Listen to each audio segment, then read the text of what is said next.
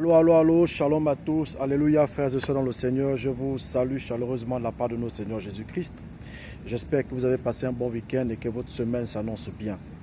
Je viens ce matin pour, comme toujours, m'adresser à vous sur notre page Promise Land parce que, vous savez, communiquer avec vous est un privilège et un plaisir. Mais aujourd'hui, je voudrais aborder une problématique assez récurrente qu'on a dans nos vies, celle de vouloir toujours penser que la meilleure vie se trouve en Occident. D'ici et d'ailleurs, je reçois des appels des frères et sœurs, des amis et connaissances, m'indiquant leur désir profond de venir à l'Occident pour réussir dans la vie. Et cette question est tellement récurrente que ça me pose problème. La question que je voudrais vous poser ce matin est de savoir, est-ce que la réussite se trouve uniquement en Occident? Pour réussir sa vie, a-t-on nécessairement besoin de venir en Occident? D'aucuns me demanderont, mais effectivement, si la réussite n'est pas en Occident, que fais-tu là-bas? Je voudrais répondre à ces personnes en disant que le cas de chacun de nous est particulier et que nous ne devons absolument pas prendre nos décisions et faire des choix en fonction des autres. Les autres peuvent nous servir de témoignage ou de point de vue, mais la réalité de ce que nous vivrons en étant en Occident nous regardera à nous seuls. J'ai compris et je me suis appuyé sur le livre de Genèse, dans le livre de Genèse chapitre 12, du 1er au 5e verset.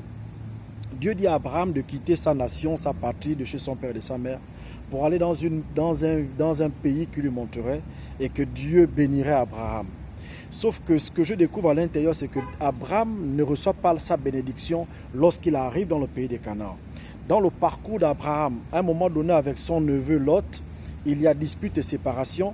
Lorsque les deux se séparent, Dieu réapparaît à Abraham en disant « Sors de ta tente et compte les étoiles, si tu peux les compter, ainsi sera ta bénédiction. » Frères et sœurs dans le Seigneur, cette histoire m'inspire en disant que la bénédiction en réalité d'Abraham ne se trouvait pas à Canaan. La bénédiction d'Abraham était déjà en lui-même. Sauf que depuis chez son père et chez sa mère étant béni, cette bénédiction avait du mal à sortir pour éclore afin de se matérialiser dans la vie.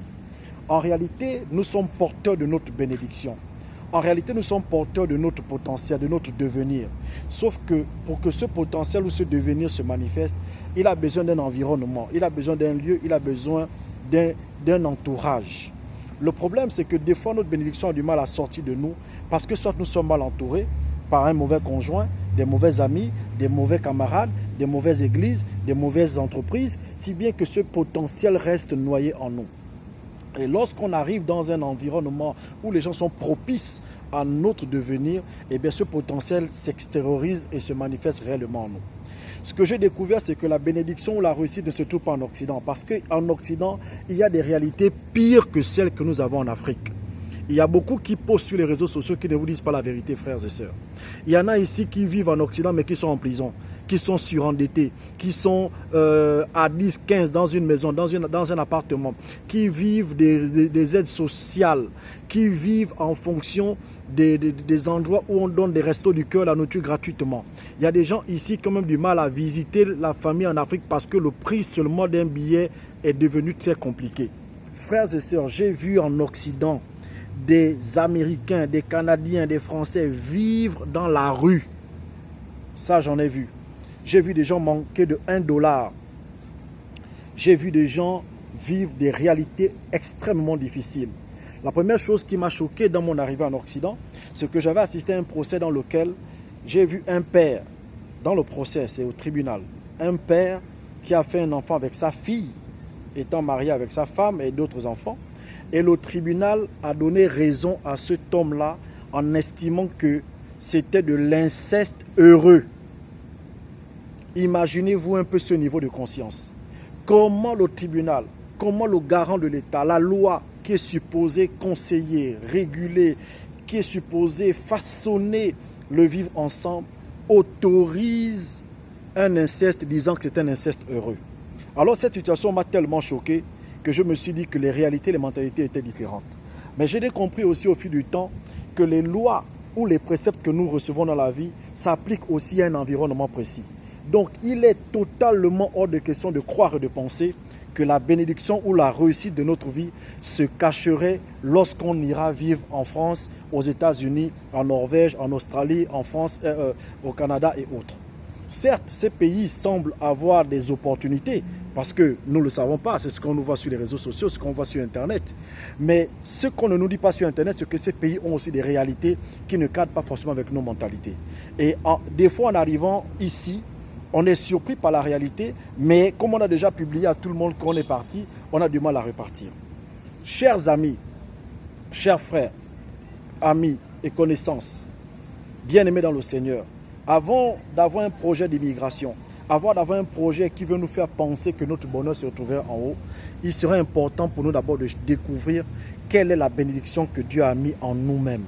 Parce que pour beaucoup d'entre nous, notre bénédiction se trouve en Afrique, pour certains se trouve au village, pour d'autres se trouve en province, pour d'autres se trouve dans tel ou tel domaine de la vie.